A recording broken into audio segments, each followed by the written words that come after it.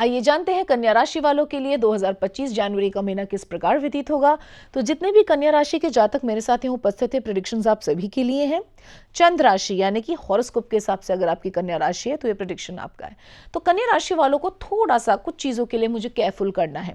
सबसे पहले married unmarried couples की बात करेंगे तो हम देखते हैं कि मैरिड अनमैरिड कपल्स के बीच में थोड़ी सी अनबन आ रही है, और वो स्पेसिफिकली कहाँ से आ रही है, सराउंडिंग्स के बातों की वजह से। यानी कि आपके आसपास के लोग आपको कुछ इस तरीके की बातें बोल रहे हैं जो अर्थहीन भी हैं, उत्तेजित करने वाली हैं, जो आपका दिमाग ट्रैक से हटाने वाली हैं।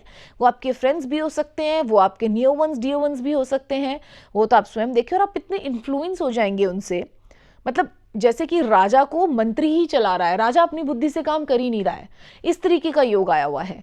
तो आपका जो वो मंत्री है वो कुटिल है, वो जो भी उसकी सोच है, और उसकी सोच इतनी वाइज नहीं है इस वक्त आपके आसपास के लोगों की। वो आपको ऐसी ऐसी धारणाएं और ऐसे ऐसे चीज़ें बता रही हैं जिससे आपका दिमाग थोड़ा ट्रैक से ऑफ हो गया है, और उस वजह से आप गलत डिसीजंस लेते नजर आते हैं जो आगे जाके आपके लिए हानि का स्रोत हो सकते हैं और आपके रिलेशनशिप को डिस्ट्रॉय कर सकते हैं।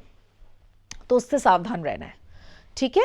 अपने दिमाग को चलाना है और इसके लिए हनुमान जी की आराधना कीजिए, ठीक है। बल बुद्धि विद्या देहु मुहे हरहु क्लेश विकार। तो आप उनसे बुद्धि मांगिए कि आप मुझे बुद्धि का दान करें हनुमान जी, कि हो सकता है इस वक्त कोई मुझे बेवकूफ़ बना रहा हो, तो आप मेरी बुद्धि को उजागर कीजिए। कोई ऐसा इंडिकेशन दे दीजिएगा जिससे अगर मैं कुछ गलत करने जा रहा हूँ या जा रही हूँ तो मैं रुक जाऊँ, ठीक है। तो बहुत ज़्यादा जल्दबाजी में निर्णय लेना, बहुत ज़्यादा आक्रोश में आना, बहुत ज़्यादा ऐसे डिसीजंस ले जाना जिससे आपके रिलेशन ही ख़राब हो जाए, ऐसा कोई कार्य आपने नहीं करना, और किसी के इन्फ्लुएंस में तो बिल्कुल ही नहीं आना। ओके, अब हम आगे बढ़ते हैं और हम चलते हैं कार्यक्षेत्र की तरफ। तो कार्यक्षेत्र में हम देखते हैं कि आप अच्छा कर रहे हैं पर आपका फोकस ज़्यादा नहीं है। आप जब कार्यक्षेत्र में काम करने जाते हैं, चाहे आपकी जॉब हो चाहे आपका बिजनेस हो, तो आपका ध्यान और चीज़ों में ज़्यादा होता है। उस वक्त आप अपने पर्सनल रिलेशंस के बारे में सोच रहे होते हो, और जब आप अपने पर्सनल रिलेशन में होते हो तब आप सोच रहे होते हो यार कार्यक्षेत्र कैसे चलेगा। तो फोकस विहीनता है। आसपास के लोग वैसी बुद्धि भ्रमित कर देते हैं, दिमाग चल नहीं पा रहा है और इस वजह से सारी चीज़ें हौच पौच हो रही हैं, ठीक है। तो please bring everything in balance. आप समझदार हैं और अपने बाहुबल से, अपने दिमाग के बल से ही सब कुछ बैलेंस कर सकते हैं, ठीक है। हनुमान जी की आराधना जरूर करनी है, राम नाम का जाप करें, राम जी आपको बुद्धि अवश्य देंगे और आपकी जो चीज़ें खराब होने वाली हैं उसको सेटल आउट करेंगे, ठीक है, जिससे आपको ही ज़्यादा हानि ना हो। आगे बढ़ते हैं और चलते हैं स्टूडेंट्स की तरफ। तो स्टूडेंट्स तो ऑफ कोर्स पूर्ण रूप से गलत संगति में जाने के पूरे चांसेस बने हुए हैं। संगति का ध्यान रखें कि अपनी, देखिए आपका जैसा संग होता है, हमारे शास्त्रों में कहा जाता है कि कई बार व्यक्ति को लगता है अरे नहीं यार हम परिपक्व हैं, हम पे कोई असर नहीं पड़ रहा, पर ये नेक्स्ट टू इम्पॉसिबल होता है। आप जिनका भी संग करते हैं उनका प्रभाव आप पे पड़ता ही है, और इसका आप अपने ऊपर इस तरीके से इसको देख सकते हैं कि धीरे धीरे आपकी काफ़ी चीज़ें छूट जाती हैं। जब आप कुसंगति में आते हैं आपकी अच्छी संगति छूट जाती है। ये पहला संकेत होता है भगवान का कि जो अच्छी संगति है वो तुमसे छूट गई। दूसरा, अच्छी संगति के हृदय में आपके लिए जो प्रेम होता है वो चला जाता है। ये दूसरा इंडिकेशन, और ये बहुत खतरनाक इंडिकेशन होता है जिसको हम समझ ही नहीं पाते। जो आपका सम्मान और प्रेम आपके लिए आपके शुभ चिंतकों के हृदय में होता है वो आपके हृदय, उनके हृदय से आपके लिए चला जाता है। ये नहीं कि आपके अगेंस्ट होते हैं, पर वो अब आप उनकी लाइफ में है ही नहीं, ऐसा हो जाता है, क्योंकि संगति बड़ी मुश्किल से प्राप्त होती है।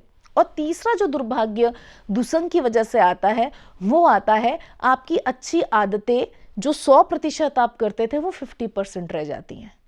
In the name of working hard, in the name of earning money, in the name of I am being busy, मेरे पास टाइम नहीं है, ये सारे बहाने यूज करके आप धीरे धीरे धीरे धीरे एक पतित रास्ते पे चले जाते। तो कुसंग सूनर और लेटर ये आपके साथ करता ही है। सबसे पहले आपके अच्छे जनों को आपसे दूर कर देता है, जिनके लिए आप सोचते हैं कि नहीं वो बुरे होंगे।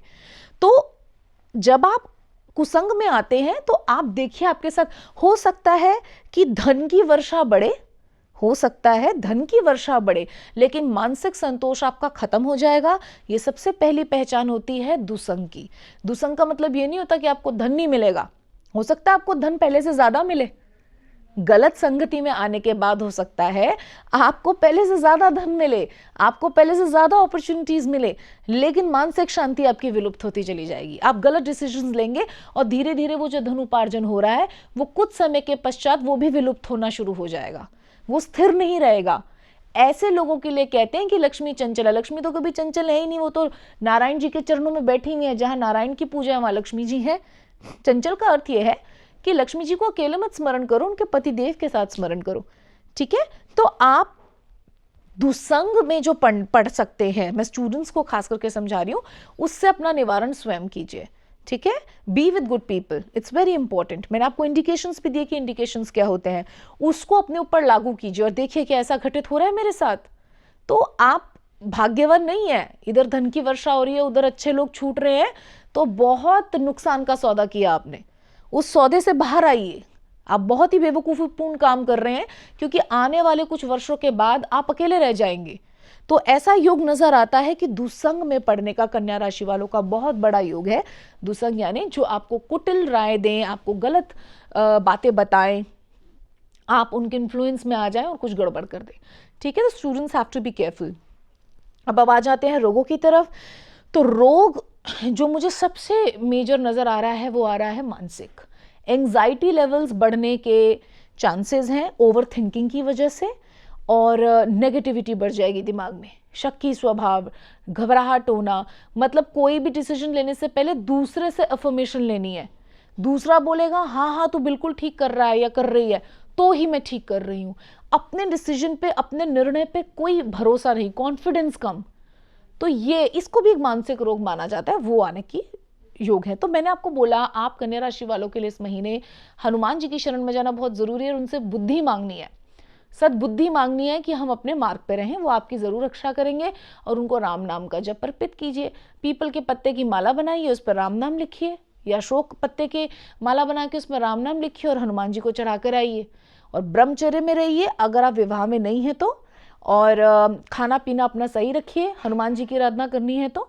ठीक है, और आप देखेंगे कि आप काफ़ी हद तक काफ़ी चीज़ों से अपने आप को बचता हुआ देखेंगे। You will be saved by him.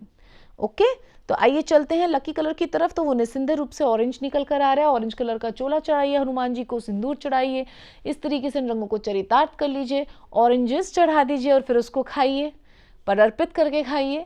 और आशा है महीना हनुमान जी की असीम कृपा से बहुत ही सुखद व्यतीत हो। धन्यवाद।